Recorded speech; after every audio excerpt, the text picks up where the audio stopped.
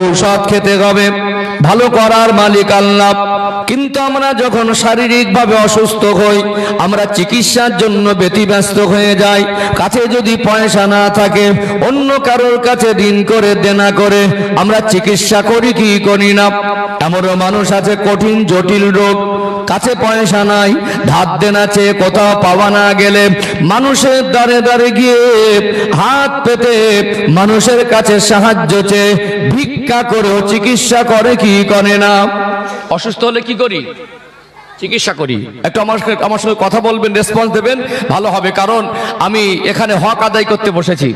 সব থেকে বড় জিনিস আমি আপনাদের কি দেব আর আপনারা আমার থেকে কি পাবেন, এটা বড় প্রশ্ন। এই জন্য আমার সামনে যারা বসেছেন, ওয়াজ শোনার সাথে সাথে বোঝার মেজাজ রাখুন। আমরা অসুস্থ হলে কি করি? চিকিৎসা করি, ঠিক তো নাকি? কি করি? চিকিৎসা করি। ঘুরিয়ে যদি প্রশ্ন করি চিকিৎসা কেন করি? সুস্থ হব তাই। কিসের জন্য? সুস্থ হব তাই। এক সপ্তাহ যদি গায়ে জ্বর না কমে, পেটের মধ্যে জ্বালা যন্ত্রণা না কমে, মাথার যন্ত্রণা না কমে, ভালো হওয়ার চিন্তা কতবার মনে জাগে বলেন তো? কতবার মনে হয় কখন ভালো হবো, কখন ভালো হবো। কিন্তু এক সপ্তাহ বেনামাজি হয়ে আছি, নামাজি হওয়ার চিন্তা কবার জেগেছে? এক বছর সুদ খাচ্ছি, সুদখোর হয়ে আছি, সুদখোর থেকে ভালো হওয়ার চিন্তা কবার জেগেছে? জেগেছে কি? একটা বছর জীবন থেকে অতিবাহিত হয়ে গেল, একটা বছরের ভিতরে পর্দা কি জিনিস করলাম না। পর্দা নাশিনা হওয়ার জন্য, এই ভালো হওয়ার জন্য কবার আমাদের মনে চিন্তা জেগেছে? জেগেছে।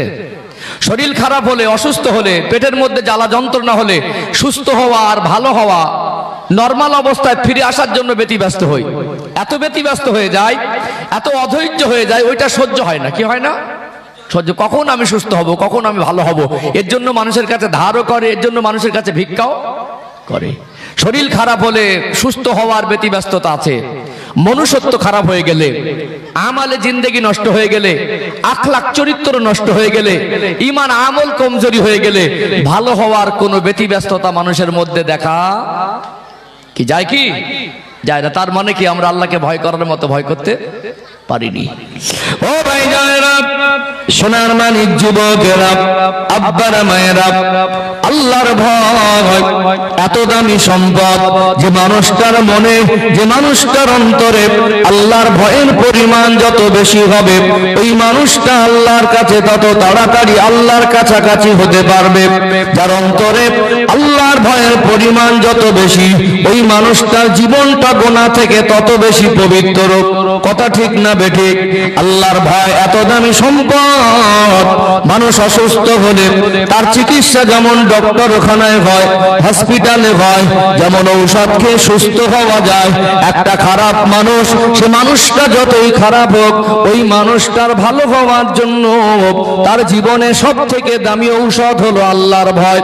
এই জন্য আমার আল্লাহ সূরা আলে ইমরানের 102 নম্বর আয়াতের ভিতরে পৃথিবীর মানুষকে, বিশেষ করে আমার আল্লাহ ইমানদার বান্দা বান্দি দিগকে সম্বোধন করে এই জন্য বলেছেন, ইয়া আইয়ুহাল্লাযীনা আমানু, হে বিশ্বাসী বান্দা বান্দিরা, ইত্তাকুল্লাহা হাক্কা তুকাতিহ, তোমরা আমি আল্লাহকে ভয় করার মতো ভয় করো। বলুন তো দেখি, আল্লাহকে ভয় করা দরকার আছে না নেই? কাকে ভয় করতে হবে? আল্লাহকে। আমরা একটা ছোট পিঁপড়েকে দেখে ভয় করি, করি না? ছোট পিঁপড়েকে দেখে ভয় করি, একটা জল ধরা সাপকে দেখে ভয় করি, কিন্তু আল্লাহকে আমরা ভয় করতে পারি না। আল্লাহর ভয় অনেক দামি সম্পদ। চলুন এখানে বোঝানোর জন্য আমি আরেকটা পয়েন্ট তুলে ধরি, আরেকটু ক্লিয়ার হবে ইনশাআল্লাহ। আলোচনা বুঝতে পারছেন তো? ও ভাই জানেরা, মেদিনীপুর জেলার সোনার মানিক যুবকেরা, আব্বারা মায়েরা, দেখবেন আমরা যারা মুসলমান, আমরা মুসলমান হলেও আমরা সবাই কিন্তু মুমিন নয়। মুসলমানের ভিতরে সংখ্যায় কম হলেও এক শ্রেণীর মানুষ আজও আছেন, তানারা হলেন মুমিন। সংখ্যায় কম হলেও মুমিন বান্দা দুনিয়া আছে না নেই? সবাই বলেন আছে না নেই? মুমিন ব্যক্তি তাকেই তো বলা হয় যে ব্যক্তিটা 24টা ঘন্টা তার জীবনটা অতিবাহিত করে আল্লাহ এবং রসুলের কথা অনুযায়ী, অর্থাৎ আল্লাহর পছন্দের মতো জীবন যে তৈরি করে, শরীয়তের কথাগুলো যে মেনে চলে, যার অন্তরে নবীর মহব্বত বেশি, যার মাথার চুলের থেকে পায়ের তলা পর্যন্ত আমার রাসূলুল্লাহ সুন্নাত গুলো বাস্তবায়ন হয়, আল্লাহর কথা মতো জীবন তৈরি করে, তাকওয়া ফরজগারি জীবন তৈরি করে, ওই মানুষটাকে মুমিন বলা হয় কি হয় না? মুমিন আর মুসলমানের মধ্যে পার্থক্য আছে। দেখবেন আমাদের মধ্যে যারা মুমিন, আমাদের মধ্যে যারা খোদাভীরু, আমাদের মধ্যে যারা আল্লাহওয়ালা, বলুন তো তাদের জীবন আর আমাদের জীবনের মধ্যে গুনার পরিমাণ বেশি কম আছে না নেই? গুনার পরিমাণ বেশি কম আছে না? মুমিন বান্দাদের জীবনে আমাদের জীবনের থেকে গুনাহ বেশি না কম? গুনাহ কম, আর আমাদের জীবনে গুনাহ বেশি। হিসাব বলে তারা আমাদের থেকে কাঁদেন বেশি না কম? মুমিন বান্দারা আমাদের থেকে কাঁদেন বেশি না কম? হিসাব বুঝতে পারছেন? গুনাহ কম, কাঁদছেন বেশি, আর আমাদের গুনাহ বেশি, কাঁদছি কম। আমাদের যখন গুনাহ বেশি, কাঁদার দরকার তো বেশি ছিল, কিন্তু আমরা কাঁদার জন্য নিজেকে তৈরি করতে পারি না। যেখানে গেলে কান্না আসবে সেই জায়গায় যেতে মন চায় না, আর কাদার মতো পরিবেশে আমাদের সেখানে যাওয়ার জন্য আমরা নিজেকে প্রস্তুত করতেও পারি না। আমাদের জীবনের ব্যর্থতা। তার মানে মুমিন বান্দারা আল্লাহর ভয় নামক জিনিসটা হাসিল করেছিলেন, এই জন্য তারা তাহাজ্জুদে রক্তে উঠে আল্লাহর মহব্বতে নামাজে দাঁড়াতে তাদের অসুবিধা হয় না। তাদের জীবন একটু ত্রুটি বিচ্যুত হয়ে গেলে তারা সহজেই আল্লাহর কাছে চোখের পানি ফেলতে পারে। এই জন্য আল্লাহর ভয় এত দামি জিনিস, যার অন্তরে আল্লাহর ভয়ের পরিমাণ যত বেশি হবে, ওই মানুষটা আল্লাহর কাছাকাছি প্রিয় হওয়া তার জন্য ততটা সহজ হয়ে যাবে। আল্লাহকে প্রকৃতপক্ষে ভয় করার তৌফিক দান করেন, বলেন আল্লাহুম্মা আমিন। চলুন শেষের বাক্যটা একটু ব্যাখ্যা দেই, এখান থেকে আমাদের অনেক কিছু বুঝে আসবে ইনশাআল্লাহ।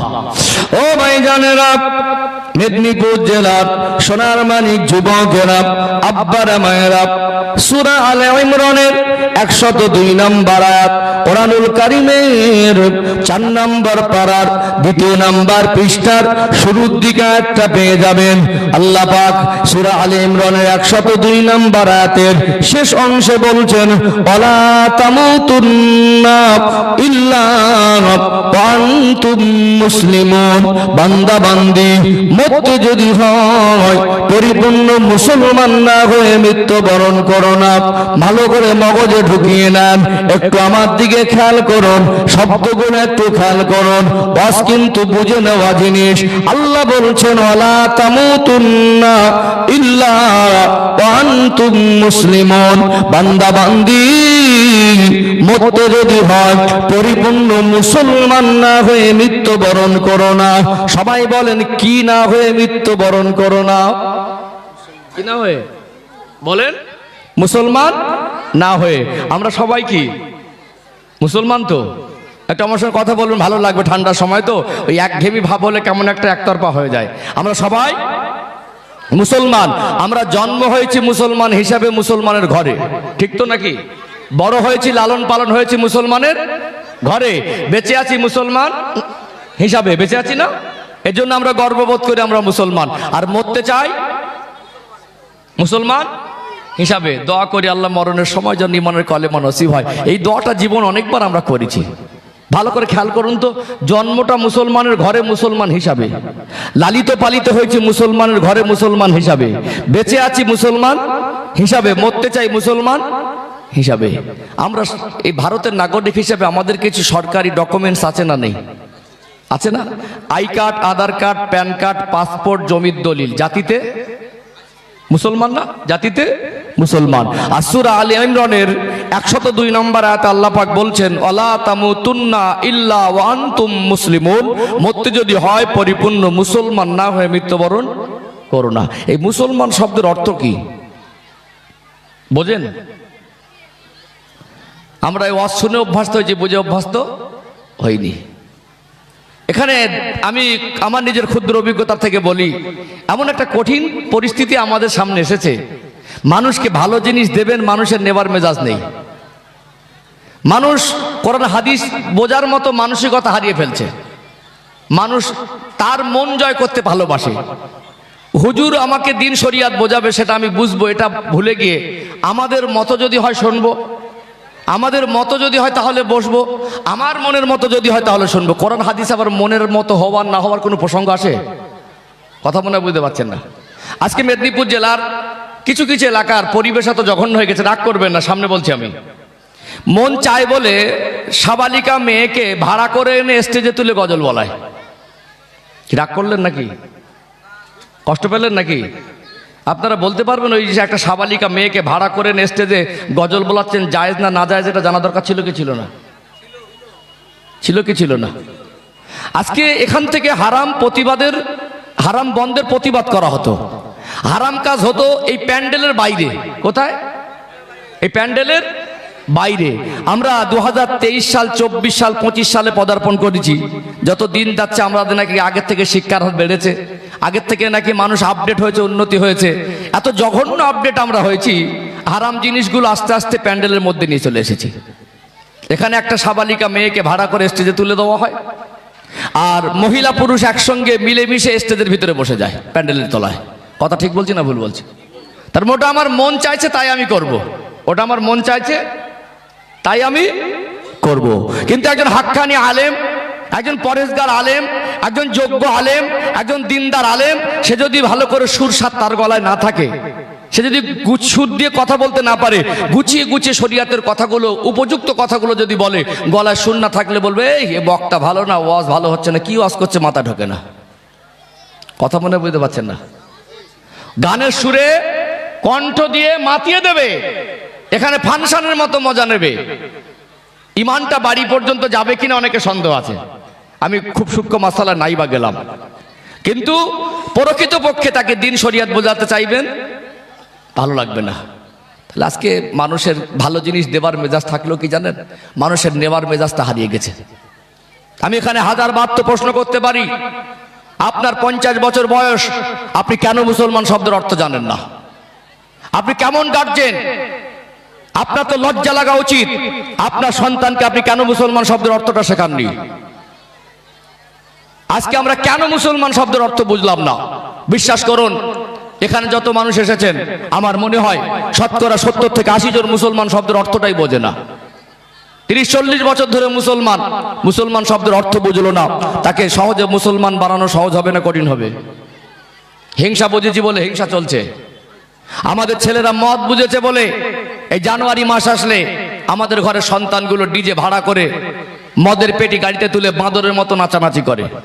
ছোটবেলা একটা থিওরি আমাদেরকে স্কুলে পড়ানো হয়েছিল যে বাঁদর থেকে মানুষ, পরে বিজ্ঞান বলছে ওটা ভুল তত্ত্ব ছিল, বাঁদর থেকে মানুষ হয়নি। আর সত্যি যদি বাঁদর থেকে মানুষ হতো, এখন তো অনেক উন্নত, 4টে বাঁদর দিয়ে মানুষ করে দেখ না দেখি, বাঁদর থেকে মানুষ তো হয় না। তবে মনে হয় থিওরিটা এইভাবে বললে ভালো হতো যে যত দিন যাচ্ছে মানুষের চরিত্র বাঁদরের মতো হয়ে যাচ্ছে।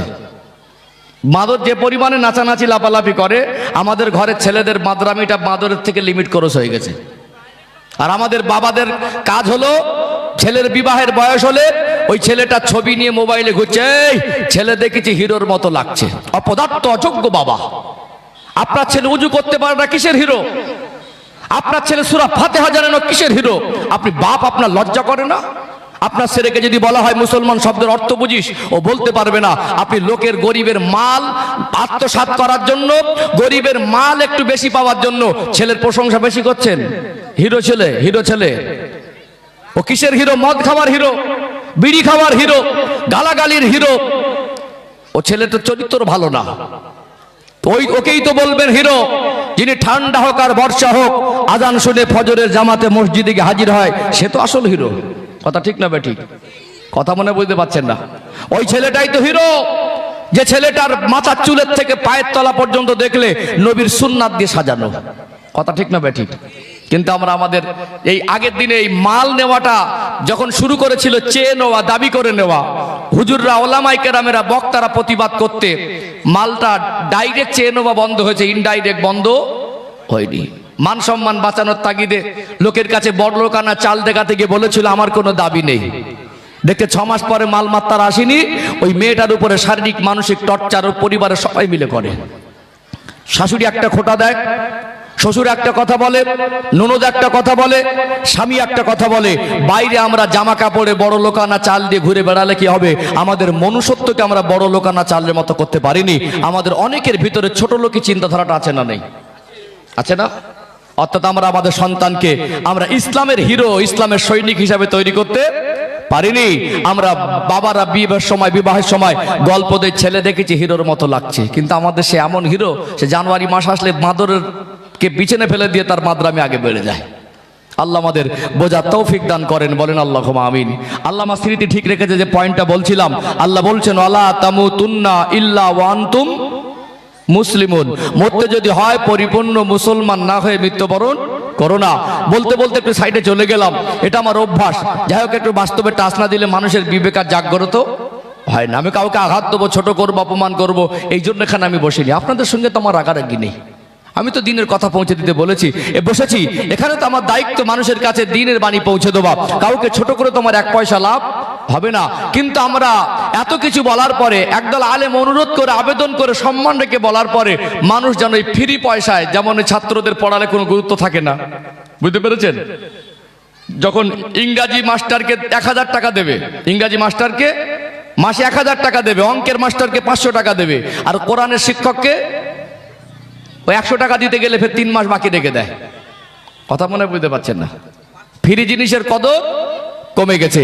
3 লাখ টাকা খরচা করে মেয়ের বিয়ে দেবে, দূর দূরান্ত থেকে কুটুম আনবে, আর হুজুরের বিয়ে পড়ানো 500 দিতে গিয়ে বুক ফেরে যায়, 300 দেবে, তাও 2 সপ্তাহ বাকি ফেলে রেখে দেয়। ঠিক বলছি না ভুল বলছি?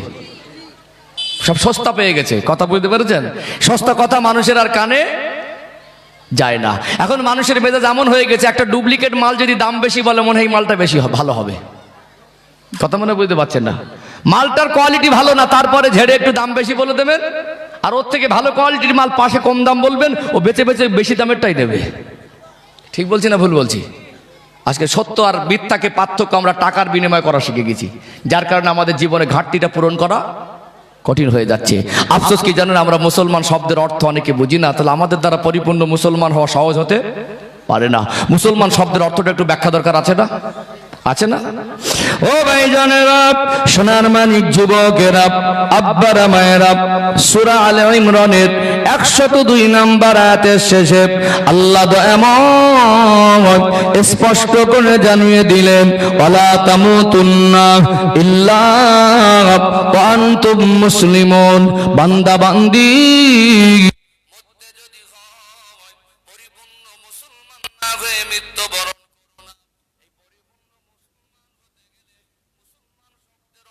সবাইকে জানা দরকার। মুসলমান শব্দের অর্থ হলো স্বইচ্ছায় আত্মসমর্পণকারী। আমরা সবাই পড়েছি কালেমা লা ইলাহা ইল্লাল্লাহ, আল্লাহ পাক ছাড়া কোনো উপাস্য নাই। কোন রব, কোন আল্লাহ? তিনি তামাম কুল কায়নাতকে সৃষ্টি করেছেন, যিনি আমাকে আপনাকে সৃষ্টি করেছেন, যিনি আমাকে আপনাকে এই দুনিয়ায় পাঠিয়েছেন। তিনি যখনই ডাক দেবেন, রাজা বাদশা নেতা মন্ত্রী হুজুর হাজি মস্তান লিডার ধনী গরিব যেই হন না কেন, আল্লাহ যখন ডাক এসে যাবে, আল্লাহর ডাক ফিরিয়ে দেওয়ার ক্ষমতা কি পৃথিবীর কোন শক্তির আছে? ফাইজা জাআ আজালুহুম লা ইস্তাখিরুনা সাআতাও ওয়া লা ইস্তাকদিমুন। আমার আল্লাহ জানিয়ে দিলেন, ইন্তেকালের যখন সময় হয়ে যাবে, সামান্য যাররা টাইম আগে পিছে করা হবে না। আল্লাহ পাঠিয়েছেন, আল্লাহ ডেকে নেবেন। আল্লাহ তামাম কুল কায়নাতের স্রষ্টা, সে আল্লাহকে এক বলে মেনেছি, সেই সৃষ্টিকর্তাকে রব বলে মেনেছি, মানে আমি আল্লাহর কাছে নিজে আত্মসমর্পণ করেছি। আল্লাহ পাক আপনি আমার বলার ক্ষমতা দিয়েছেন, মানে আজ থেকে যা ইচ্ছা তাই বলতে পারবো না। আপনি আমাকে কিছু করার ক্ষমতা দিয়েছেন, মানে যা ইচ্ছা তাই করতে পারবো না। আপনি আমাকে কিছু খাবার ক্ষমতা দিয়েছেন, মানে যা মন চায় তাই খেতে পারবো না। আপনাকে রব বলে মেনেছি, মানে আমি আপনার কাছে আত্মসমর্পণ করেছি। আপনার কথার আদেশ নিষেধের বিরুদ্ধে গিয়ে কাজ করব না।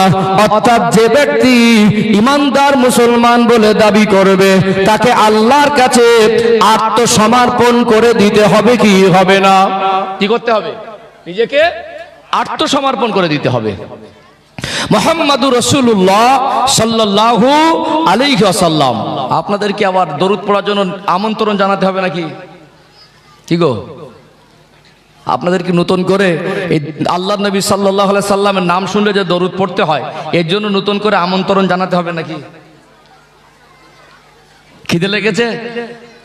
খোলাখুলি বলেন। আমি মন খুলে পছন্দ করি, কবিতার মতো মুখস্থ বিদ্যা বলে যাচ্ছি না, কিন্তু আমি যখনই কথা বলি চোখে মুখে আমার একটা সম্পর্ক থাকে। একটু প্যান্ডেলের ভিতরে লাইট একটু কম আছে, লাইট একটু, তারপর আমি দেখতে পাচ্ছি আলহামদুলিল্লাহ। কি খিদে লেগেছে নাকি? হ্যাঁ, কথা বলছেন না কেন? ঝগড়ার সময় তো পাওয়ার বাড়ে না কমে? হ্যাঁ, তখন 440 ভোল্টেজ, ঠেকাতে গেলে রুকে বেশি যায়। দুজন ঝগড়া করছে, ঠেকাতে যাবেন বেশি রুকবে। কি খিদে লেগেছে নাকি? ঝেড়ে ঝেড়ে বলেন না, একটু হ্যাঁ দিতে হবে তো। ঘুম লেগেছে, ঠান্ডা লাগছে, দোয়া করে দেবো? তাহলে একটু তাকবীর দান তো। নারী তাকবীর, মাশাআল্লাহ। আর একটু প্রাণ ভরে নারী তাকবীর, নারী তাকবীর। আলহামদুলিল্লাহ, ঠিকই আছেন তো। এইটা একটু মন খুলে কথা বলেন। 2 ঘন্টা, খুব বেশি বেশি 12টার কাটাই পার হবে না, 11টা বেজেই গেল, আর আধ ঘন্টা আলোচনা হলো। এতে একটু ভালোবাসা দরকার। কালকে আমি এসে আপনাকে ডাকবো, কালকে আর এরকম বসার জন্য আপনাকে জোর করবে? তাহলে সময় সুযোগ এসে কাজে লাগাতে হবে। আপনারা গ্রামবাসী কত সুন্দর করে লাইটিং প্যান্ডেল করলেন। এই গ্রামে ছোট ছোট বাচ্চাগুলো কত সুন্দর করে কেরাত পড়ছিল, দোয়াগুলো বলছিল, জান জুড়িয়ে গেল। এটাই তো আমাদের পাওনা। এইরকম সন্তানদের রেখে যেতে হবে। আমাদের ছেলেরা আমাদের জানাজার নামাজে গিয়ে আমাদের জন্য চোখের পানি ফেলে বিদায় দেবে। কথা ঠিক না বেটি? কিন্তু আজকে জানাজায় 500 লোক হলে 450 মানুষ জানাজা পড়তে যান না। মরা মানুষকে ধোকা দেয়। কথা মনে বুঝতে পারছেন না? মরা মানুষকে ধোকা দেয়। তারপরে আমাদের লজ্জা হয় না। আমরা লোককে ধোকা দিয়ে 20টা 30টা জানাজা পড়েছি, জীবনে সব কটাকে ধোকা দিলাম। একটা সময় আমি যখন লাশ হয়ে সোজা হয়ে গেলাম, আরো ধোকাবাজ এসে আমাকে ধোকা দিয়ে দিল। কি ঠিক বলছি না ভুল বলছি? তাহলে আমরা তো আস্তে আস্তে আলহামদুলিল্লাহ ভালোর দিকে আসছি, ভালো পথে আসছি। এখানে এসে এত মন মরা, এত ঝিমে থাকলে হবে না। মন দিয়ে শুনতে হবে, বুঝতে হবে, মানতে হবে। আস্তে আস্তে আমাদের ভালো হতে হবে না? কবে হব? হ্যাঁ, বেঁচে থাকায় ভালো হতে হবে, মরে গিয়ে আর সুযোগ হবে না। যাক সম্মানিত ভাইরা, যে কথা বলছিলাম, আমার কথা বুঝতে পারছেন তো? যে দরুদ শরীফ পড়ার জন্য কি নতুন করে আমন্ত্রণ দিতে হবে, এটা বলছিলাম, মনে আছে? আল্লাহ আমার স্মৃতি ঠিক রে, যেখানে ছাড়ি ঠিক ওখানে আমার চলে আসি আমি। দরুদ শরীফ পড়ার জন্য মোমেনকে, ইমানদারকে, মুসলমানকে নতুন করে আমন্ত্রণ করতে হয় না। যখনই আমার নবীর মধুমাখা পেয়ারা নামটা আমরা শুনবো বা পড়বো, সঙ্গে সঙ্গে আমাদের উপরে দরুদ শরীফ পড়াটা ওয়াজিব হয়ে যাবে। দরুদের মধ্যে সবথেকে ছোট্ট একটা দরুদ হলো সাল্লাল্লাহু, সবাই বলেন সাল্লাল্লাহু আলাইহি ওয়াসাল্লাম। এটা নাম শোনার সাথে সাথে তো পড়তে হবে। হ্যাঁ, আর এখানে যদি মুখে তালা মেরে বসে থাকি, গোনা হবে না? আমরা কি গোনা মাফ করতে এসেছি, না এখানে গোনা বেশি বাড়িয়ে যেতে এসেছি? তাহলে গোনা মাফ করতেছে। যদি গোনা বেড়ে যায়, এর থেকে দুঃখের আর কি হতে পারে? যা সম্মানিত ভাইরা, আমরা যে শ্রেষ্ঠ নবীর উম্মত হয়েছি, এটা আমাদের জন্য সৌভাগ্যের নয়? মুসলমান শব্দের অর্থ হলো, বলছিলাম, স্বইচ্ছায় কি? আত্মসমর্পণকারী। স্বইচ্ছায়, জোর করে না, স্বইচ্ছায় আল্লাহকে মেনেছি মনে। আমাদের দেখবেন এক মানুষ জাতি আল্লাহ আমাদের বিবেক দিয়েছে। আমরা স্কুলে লেখাপড়া শিখেছি, জেনারেল শিক্ষার মধ্যে জীব আর জড়ের মধ্যে পার্থক্য আছে না নেই? জড় পদার্থ, তার ব্যক্তিগত কোনো ক্ষমতা নেই। যেমন উদাহরণ, একটা পাথরের টুকরা, একটা মাটির ঢেলা, একটা শুকনো কাঠ ভাঙার টুকরা, ওটা জড় পদার্থ, ওর ভিতরে কোনো জীবন নেই। ও এক জায়গা থেকে আরেক জায়গা যেতে পারে না। ওর ব্যক্তিগত কিছু করার, কিছু বলার ক্ষমতা ওর ভিতরে নেই। আমরা হলাম জীব।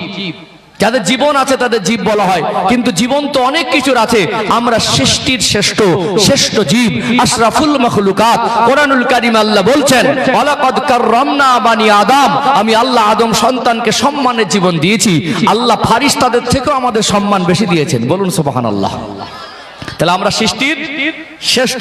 আল্লাহ আমাদেরকে এমন বৈশিষ্ট্য দিয়ে সৃষ্টি করেছেন, আমাদের জীবনটা চলমান, স্থিতিশীল নয়। চুপ করে 2 দিন একটানা এক জায়গায় বসে নড়াচড়া না করে, কিছু না করে থাকতে পারবেন? থাকা যাবে? তাহলে আল্লাহ আমাদেরকে এমন করেছেন, চলতে হবে, বলতে হবে, খেতে হবে। খাওয়া ছাড়া মানুষ বাঁচবে? তাহলে খেতে পারি বলে যা ইচ্ছা তাই খাবো না, বলতে পারি বলে যা ইচ্ছা তাই বলবো না, কিছু করতে পারি বলে যা মন চায় তাই করব না।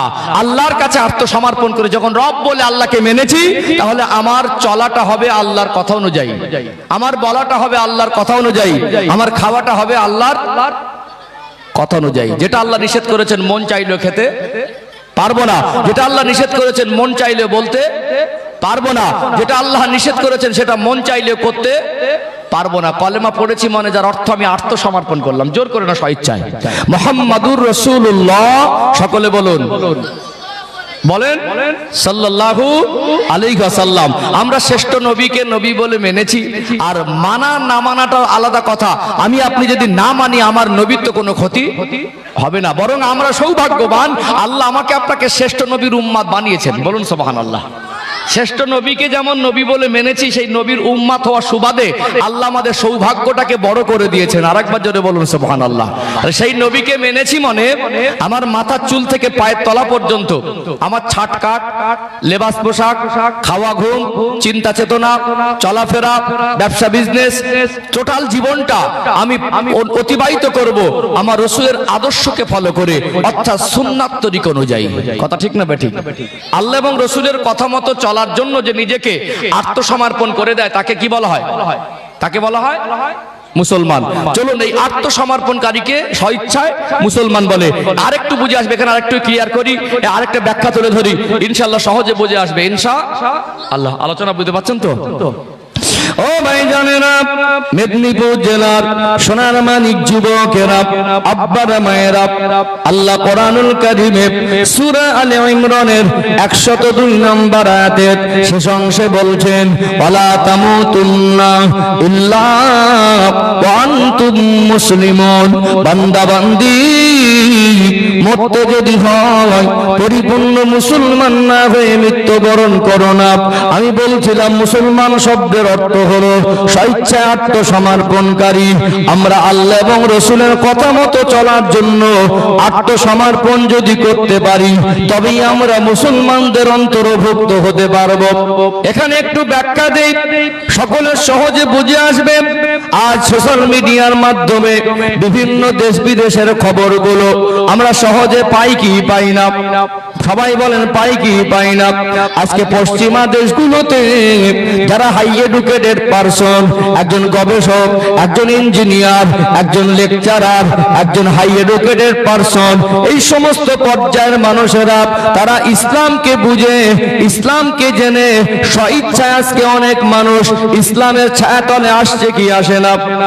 ডক্টর মরিস বুকাইলির মতো একজন বিখ্যাত গবেষক, যে কোরআন শরীফের ভুল খুঁজতে এসেছিল, যে কোরআন শরীফের ভুল খোঁজার জন্য আগ্রহ প্রকাশ করবে, কোরআন শরীফে কোথায় ভুল আছে যে খোঁজার জন্য খুঁজতে নেমে যাবে, কোরআনুল কারীমের নিম্নতম অর্থ বোঝার তার ক্ষমতা থাকা দরকার আছে না নেই?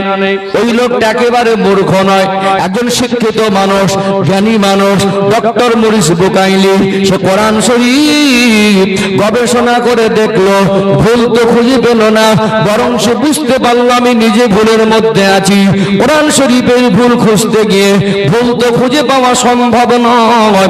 আল্লাহ দয়াময়, তিনি নিজেই বলেছেন কোরআনুল কারীমের মধ্যে সূরা আল বাকারার 2 নম্বর আয়াতে, যালিকাল কিতাবু লা রাইবা ফি। ভুল তো দূরের কথা, সন্দেহের অবকাশ পর্যন্ত নেই। এই ডক্টর মরিস বুকাইলি নিজের ভুলটা বুঝতে পেরে ঈমানের কলেমা পড়ে মুসলমান হয়ে গেছে। বলুন সুবহানাল্লাহ। আজ পশ্চিমা দেশগুলোতে, বিশেষ করে আমেরিকা, ইউরোপে, এই সমস্ত জায়গাতে আজ ইসলামের ছায়াতল আসছে না? মানুষ তাদের দেশের কালচার এত নোংরা করে ফেলেছে, ন্যায় নীতি আদর্শ এতটাই মিটে গেছে, আপডেট মডার্ন আর ফ্যাশনগিরি দেখাতে গিয়ে মানুষের জীবনের সুখ শান্তিটাও উঠে যাচ্ছে না? বিশৃঙ্খল পরিবেশে শিক্ষিত মানুষেরা প্রকৃত আদর্শ কি খুঁজতে অনুসন্ধান করছে, খুঁজে তারা ইসলামের ভিতরে প্রকৃত মানুষের আদর্শ খুঁজে পেয়ে তারা স্বেচ্ছায় ইসলাম গ্রহণ করছে। এটা করছে, আমি এটা বোঝানোর জন্য এখানে বলছি। আমি একটা উদাহরণ দেই, মুসলমান শব্দের অর্থটা আর একটু সহজে বুঝে আসবে ইনশাআল্লাহ। আজকে আপনাদের এই গ্রামে একজন 50 বছর বয়স্ক মানুষ, সে যদি ইসলামকে বুঝে সুঝে সজ্ঞানে এখানে কলেমা পড়ে মুসলমান হয়, আমরা তাকে আজ থেকে কি বলবো? মুসলমান বলবো। তো লোকটার বয়স কত বছর বললাম? উদাহরণ দিচ্ছি বোঝানোর জন্য, 50 বছর। তাহলে 50 বছর তিনি তো মুসলমান ছিলেন না, ইসলাম ধর্মাবলম্বীদের অন্তর্ভুক্ত ছিলেন না। তার মানে তার জীবনে ইসলামের শরিয়াত বলে ইতিপূর্বে কিছু ছিল না। সে তার মতো করে এতদিন জীবন যাপন করেছে, এটাই তো ঠিক নাকি? আগে মদ খেত, বোঝানোর জন্য বলছি, আগে সুদ খেত, আগে তার ভিতরে শরিয়াতের বিধান ছিল না, যা মনে করতো তাই করতো। এখন আজ থেকে কলেমা পড়েছে মনে, আগে যা করতো তাই করতে পারবে না, তার ভিতরে চেঞ্জ বা পরিবর্তন দরকার আছে। একটু কথা বলেন, দরকার আছে না? মনে করুন এখানে কলেমা পড়ে মুসলমান হলো, লোকটা কিন্তু খুব শিক্ষিত মানুষ, লোকটা জ্ঞানী মানুষ, এরকম আছে, অনেক আছে না? এখন 2 মাস আপনার গ্রামে আছে, 2 মাসের ভিতরে একদিন উজু করিনি, এক ওয়াক্ত নামাজ পড়িনি, বরং তার জীবনে পরিবর্তনের চিহ্ন কিছুই খুঁজে পাওয়া যায়নি। এখন এই আগে যা করতো তাই করে, শুধু স্টেজে উঠে খুব জোরে আবেগ ভরে কলেমা পড়ে নিয়েছে। 2 মাস পরে এই গ্রামে সমালোচনা হবে কি হবে না? সবাই বলেন হবে না? কি হবে? একদল মানুষ বলবে লোকটা ধোঁকাবাজ, আমাদের ধোঁকা দিচ্ছে, বলবে না? আবার কেউ বলবে ও মুসলমান মুখে মুখে হয়েছে, ওর মন থেকে মুসলমান হয়নি। কেউ কেউ বলবে ওকে মুসলমান বলাই যাবে না। এরকম বিভিন্ন মন্তব্য উঠে আসবে, আসবে কি আসবে না? কিন্তু আমি যেটা বোঝাতে চাইছি, আজকে যারা ইসলামের মধ্যে আসছে তাদের ঈমান এত মজবুত, তাদের 50 বছরের চলার অভ্যাসটাকে তারা বাদ দিয়ে আল্লাহ এবং রসুলকে এত বেশি ভালোবাসছে।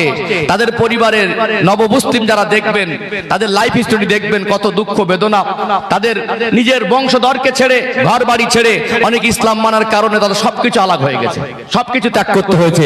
তারপরে কঠিন মুসিবত তাদেরকে আল্লাহ এবং রসুলের পথ থেকে বাইরে বের করতে পারিনি। তাদের জীবনে এমন পরিবর্তন, তারা ঠান্ডা বর্ষা বোঝে না, ফজরের নামাজে তাদের উঠতে কষ্ট হয় না, তাদেরকে মদ গাঁজা তাদের ধারে বাড়ে নিয়ে যেতে পারে না, বরং তাদের জীবনে পরিবর্তন দেখা যাচ্ছে। কিন্তু আমরা 50 বছর ধরে মুসলমান, 2 মাস নামাজ পড়েন, এরকম মানুষ আছে না? নেই? হ্যাঁ দেন না? 2 মাস নামাজ পড়ে না, 1 মাস নামাজ পড়ে না, 1 সপ্তাহ নামাজ পড়ে না। আজকে একটা নবমুসলিম যদি শুধু কলেমা পড়ে 2 মাস বেনামাজি থাকে, আমরা তাকে বলবো লোকটাকে মুসলমান বলতে আমাদের লজ্জা লাগছে, মুসলমান বলা যাবে না, মন থেকে মুসলমান হয়নি। বরং আপনি 50 বছর ধরে মুসলমানের ঘরে জন্ম নিয়ে, মুসলমানের ঘরে লালিত পালিত হয়ে, মুসলমান দাবি করে 50 বছর ধরে দাবি করছেন, আপনি 2 মাস বেনামাজি, আপনি কোন পর্যায়ের মুসলমান?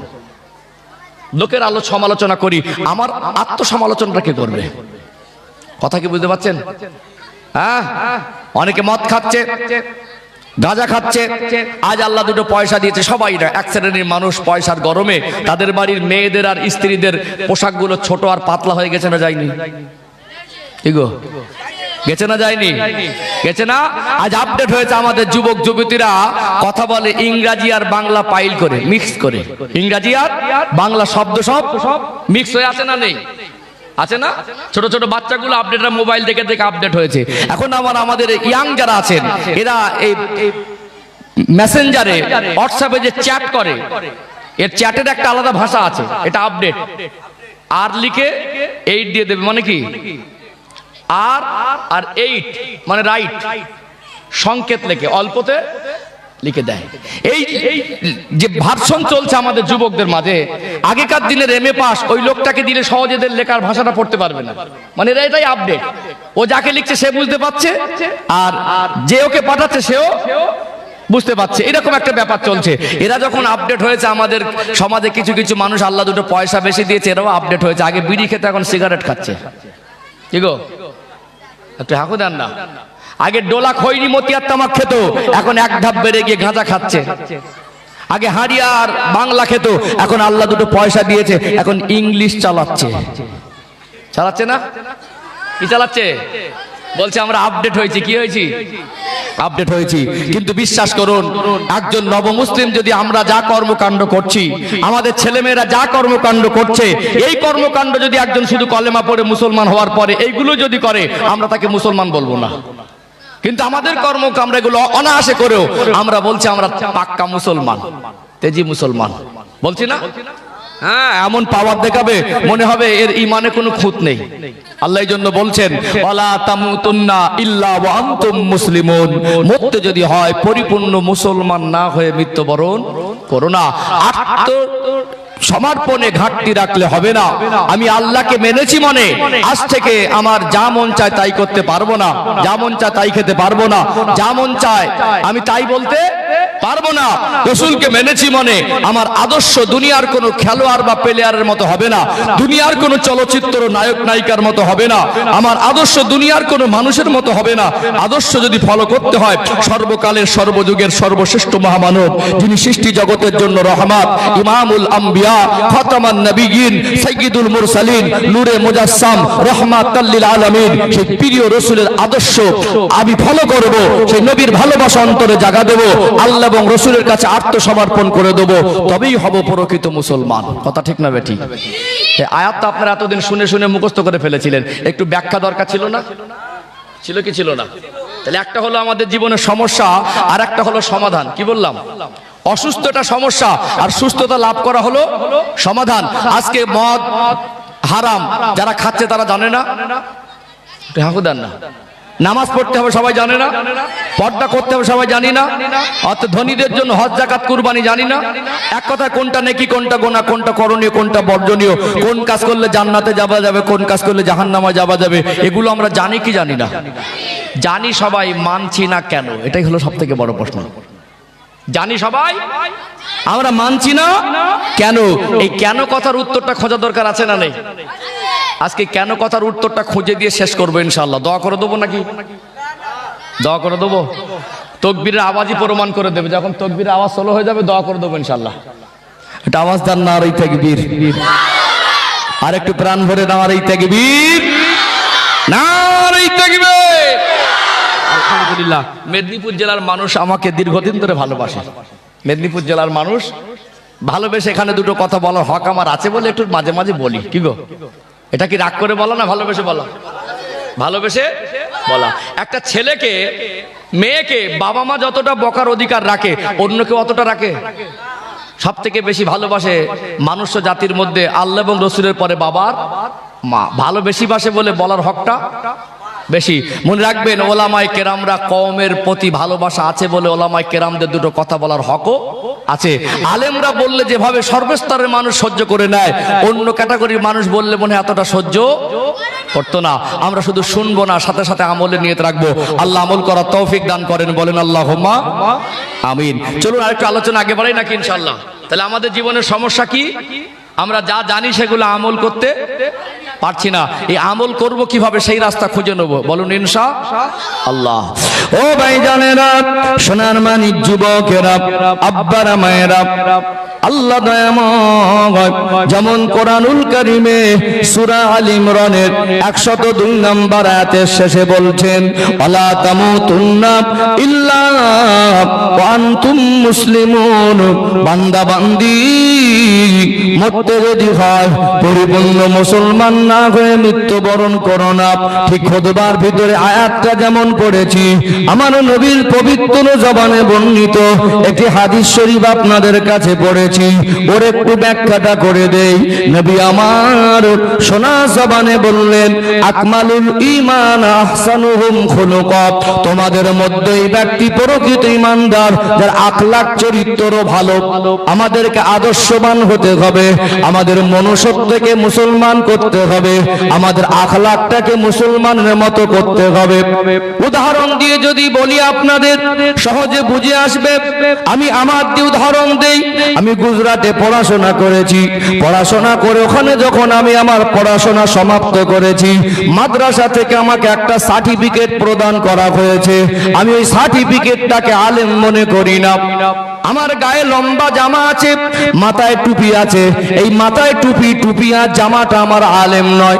ও ভাইয়েরা, বাবাজিরা, আমার আখলাক চরিত্র যদি আলেমের মতো না হয়, আমার চিন্তা চেতনা যদি আলেমের মতো না হয়, আমার আদর্শ যদি আলেমের মতো না হয়, আমার মনুষ্যত্ব যদি আলেমের মতো না হয়, আমার গায়ে যত পরিষ্কার চকচকে ঝকঝকে জামা থাক, আমার পরনে যত সুন্দর পোশাক থাক, আমার মাথায় যত দামি টুপি থাক, আর আমার সার্টিফিকেটটা যত দামি মাদ্রাসার হোক না কেন, আল্লাহর দরবারে কি আলেম বলে গণ্য হওয়া যাবে? যাবে কি?